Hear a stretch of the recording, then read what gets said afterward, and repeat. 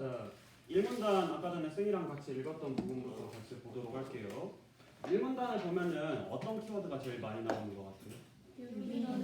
딱 봐도 유비 논증이라는 단어가 여러 번 나오고 있고 유비 논증과 관련된 어떤 설명들을 제시를 하고 있는 것 같다. 우리가 1문단에서 나와 있는 핵심 정보를 파악할 때는 방금 찾은 핵심어와 관련해서 어떤 정보를 제시를 하고 있는지를 살펴보면 되겠죠. 자, 1문단 첫 번째 문장을 보면은 유비 논증에 대해서 두 대상이 몇 가지 점에서 유사하다는 사실이 확인된 상태에서 어떤 대상이 추가적인 특성을 갖고 있음이 알려졌을 때 다른 대상도 그 추가적 특성을 가지고 있다고 추론하는 논증이다라고 정의를 내리고 있죠. 이거 유비 논증에 대한 어떤 정보를 제시한 거야? 정의, 개념을 제시를 하고 있는 거죠. 좋습니다. 자, 여기서 이 부분만 여러분들이 하나 체크하면 될 것 같아요. 유비 논증이라고 하는 건 두 가지 대상이 몇 가지 점에서 유사하다면은 그 대상이 추가적인 무엇을 갖고 있을 때? 특성을 갖고 있을 때. 여기서 말하는 점이나 특성이나 같은 식의 의미를 가지고 있다고 보면 되겠죠. 추가적인 특성을 갖고 있다. 몇 가지 특성을 가지고 있는 게 유사할 때 그 내가 확인한 유사한 사항들 외에 추가로 어떤 특성을 가지고 있다는 걸 내가 파악을 했다. 그때 또 다른 애도 분명히 그럴 거야. 얘네 둘은 어떤 점에서 봤을 때 되게 많이 비슷해. 다른 거 하나를 발견했어. A라고 하는 애한테. 예를 들어서 재원이랑 성형이랑 MBTI를 확인했더니 다 똑같아. I야? I. 너는? I. 그 다음에 M. O. 그 다음에 T. O. T. J. 그래서 세 가지 정도가 꽤나 아까 전에 여러분들 방금 전에 했던 거랑 똑같습니다. 세 개가 벌써 맞았잖아. 마지막에 P랑 J가 맞을지 아닐지는 모르는 거잖아. 근데 얘가 P라고 했을 때 우리 왠지 기대했죠? 성현이가 뭐였으면 좋겠다. P였으면 좋겠다. 근데 J였죠. 자, 어찌 됐든 간에 방금 전에 세 가지가 맞으니까 왠지 다른 것 하나도 비슷할 것 같다. 이런 식으로 추론하는 게 유비 논증이라고 보면 되겠습니다. 자, 유비 논증의 개념에 대해서 먼저 설명을 하고 두 번째 문장 보면은 유비 논증은 이미 알고 있는 전제, 이미 알고 있는 겁니다. 어떤 걸 알고 있냐면은 재원이가 마지막으로 뭐라고 했지? MBTI가 P라고 했다는 걸 우리가 알고 있어. 그리고 성영이가 알려주지 않았다고 칩시다. 그리고 둘이 평상시 되게 비슷했어. MBTI 중에서 세 개가 분명히 확실히 알고 있어. 자, 요런 걸 알고 있을 때 새로운 정보, 혹시 성영이는 T일까 J일까를 유추를 해봤을 때 요거를 성영이한테 굳이 물어보지 않아도 우리가 충분히 추측을 할 수 있다라는 거. 이게 어떻다? 유익하다라는 이 표현 봤을 때 이거는 유비 논증의 무엇이겠고? 장점. 그렇지. 장점이라고 볼 수 있겠습니다. 그렇기 때문에 일상생활과 과학에서 흔하게 쓰이게 되는데요. 일상생활에서도 과학에서도 우리가 언제나 모든 걸 다 체크할 수는 없잖아. 그렇지? 모든 걸 일일이 체크할 수는 없지만 내가 어떤 정보를 꽤 가지고 있어. 그리고 새로운 정보를 일일이 확인하지 않더라도 우리는 요거를 추론이 가능하기 때문에 이 유비 논증을 많이 활용한다고 볼 수 있겠죠. 자, 마지막 문장을 여러분들이 조금 주의해서 봐야겠는데 이 문장 다 같이 읽어볼게요. 특히부터 시작.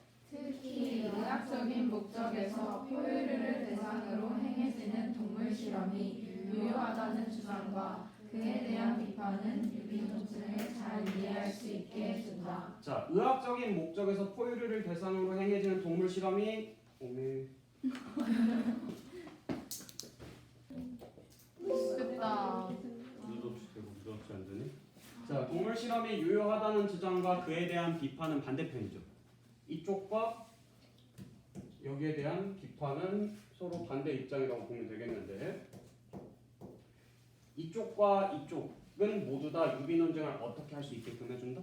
잘 이해할 수 있게. 만약에 저 사람의 주장과 그것에 대한 비판이 유비 논증을 활용하지 않고 있다면 그걸 보고서 우리가 유비 논증을 이해할 수 있을까? 아니겠죠? 그럼 거꾸로 생각한다면 이렇게 볼 수 있을 것 같아요. 얘네들의 주장과 그것에 대해서 비판하는 사람들은 모두 다 뭘 활용하고 있을까? 유비 논증. 그렇지. 유비 논증을 활용하고 있을 거예요.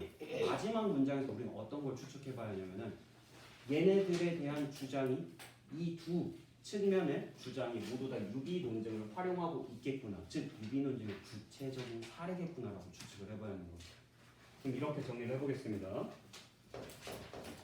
자, 자, 1문단의 중심 내용에서 여러분들이 찾아볼 거는 먼저 유비 논증에 대해서 어떤 설명을 하고 있느냐. 유비 논증에 대해서 제일 먼저 제시하고 있는 거는 개념이에요. 유비 논증이란 어떤 거냐면은 두 대상이 몇 가지 점을 특성이랑 똑같이 봐도 된다고 했죠. 몇 가지 특성에서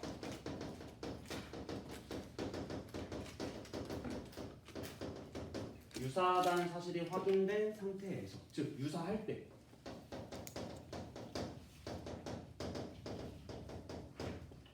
어떤 대상이 추가적 특성이 갖고 있음이 알려졌을 때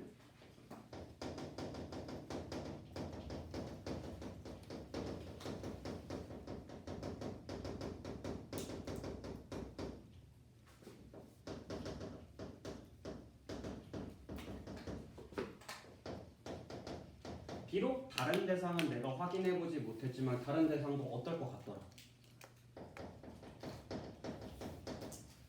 다른 대상도 어떨 것 같더라? 추가적 특성이 왠지 있을 것 같더라 라고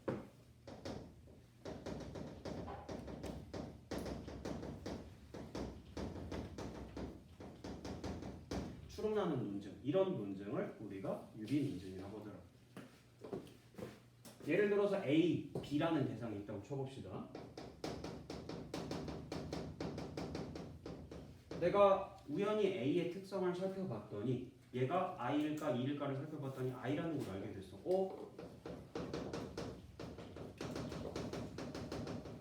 B도 그렇던데. 얘가 N인지 F인지를 내가 한번 살펴보니까 얘도 그러네. B도 똑같네. A랑 B가 이런 측면에서도 비슷하네.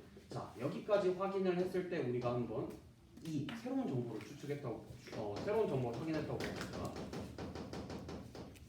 A가 특성 3을 가지고 있다는 건 내가 분명히 확인을 했어. 근데 B는 그 특성을 가지고 있는지 없는지 내가 확인이 불가능한 상황이야. 그렇다고 하더라도 우리는 어떻다고 생각을 할 수 있을까? B도 왠지 그 특성을 가지고 있을 것 같아. 그렇게 추측을 하는 거. 이런 추측을 하는 걸 우리가 유비 논증이라고 하는구나. 까지 정리해두면 되겠습니다. 두 번째 문장에서는 유비 논증의 장점이 나와 있다고 했어요. 방금 봤던 것처럼 유비 논증은 내가 이미 알고 있는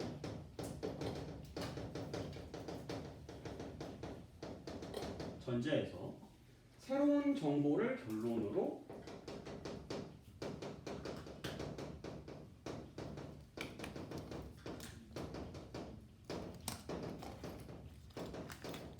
도출이 가능하다. 이게 엄청나게 큰 장점이라고 볼 수 있겠죠. 인간이 모든 걸 일일이 하나하나 체크를 다 할 수가 없는데 내가 충분히 알고 있는 걸 토대로 확인해보지 않은 어떤 정보를 이럴 것 같아 라고 결론으로 도출할 수 있는 건 되게 우리 인지적으로 엄청나게 큰 장점이잖아요. 그죠? 자, 이런 유비 논증의 구체적인 사례라고 볼 수 있는 게 동물 실험이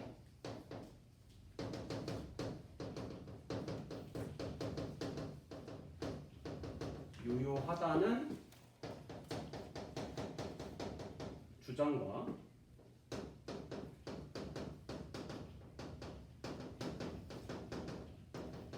그에 대한 비판에 활용되고 있으니까 요거를 체크를 해보면 유비 논증을 잘 이해할 수 있다라고 우리가 정리할 수 있겠습니다. 자, 여기 잠깐 보자면 동물 실험이 유효하다라는 거는 효과가 있다라는 뜻이죠. 효과가 있다면 동물 실험을 하자고 할까요? 하지 말자고 할까요? 하자고 하겠죠? 그리고 반대로 그에 대한 비판은 하지 말자라는 입장이라고 여러분들이 미리 생각을 하고, 이 사람들은 왜 유효하다고 생각할까? 어떤 걸 근거로? 아마 유비 논증을 근거로 하겠죠? 이쪽도 거기에 대한 비판이라고 했는데 이 비판을 봐도 유비 논증을 잘 이해할 수 있다고 했으니까 얘네들은 어떤 근거를 들어서 비판하고 있을까? 그 근거에 유비 논증이 어떻게 활용되고 있을까를 우리가 체크해 보면 되겠습니다. 자, 이 문단 보도록 하겠습니다. 유비 논증을 어떻게 해서? 활용한다고 했죠? 다시 한번 여러분들의 짐작이 틀리지 않았다라고 체크해 주는 거야. 유비 논증을 활용해서 주장할 거야. 누가 주장을 할 거냐면은 동물 실험의 유효성을 주장하는 쪽이 그렇게 주장을 할 거라고 합니다. 자, 이 사람들은 뭐라고 주장을 하냐면은 인간과 실험동물이 뭘 보유하고 있다? 유사성을 보유하고 있다. 유사하네. 이런 걸 이미 되게 비슷하니까 A가 이렇다면 B도 어떨 거야? 왠지 똑같이 그럴 것 같아 라고 추측을 한다는 거죠. 자, 인간과 실험동물이 유사성을 보유하고 있다. 인간